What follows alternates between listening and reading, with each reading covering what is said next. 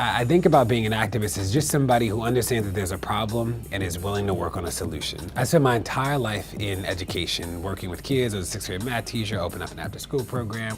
And when I heard of the death of Mike Brown, I was like, this just isn't right. And the least I can do is just go try and see what happened myself and go stand with people and community. And what was beautiful about the protests is that the protests weren't started by an organization. It was organic. People came outside, people stayed outside, and they did the work. And I think that we saw that change the world. I'm mindful that I was one of many people in the street, and that there are many people in the street that both started the protests and kept the protests alive. I had a role to play. So I wanted to make sure that I was telling a perspective from the protesters' angle about everything that was happening so people could just see. It was only after the first wave of protests ended that I understood that the world was watching us. You know, there's a language now to talk about police violence that there just wasn't 4 years ago. There's a conversation about justice. I think the challenge is how do we make sure that we actually get justice and accountability? If not for Twitter, Missouri would have tried to convince you that we didn't exist. So with the videos and with the photos, and there's stories that get amplified because one person helped us look at it, and then like it just becomes a national story. So the beauty of Twitter is that things travel quickly, that you can tell these bite-sized things. The challenge of Twitter is that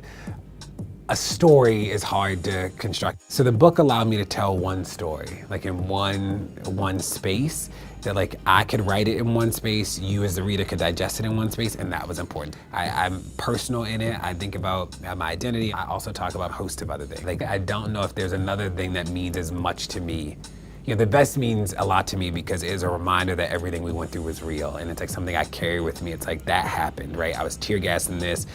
I was wearing this when I got dragged out of the police department by my ankles. Like this was real to me, and I can be in so many rooms sometimes where it might be easy to forget that those things happen, and I never want to forget that those things happen. It just like is an anchor for me that of how fragile freedom is.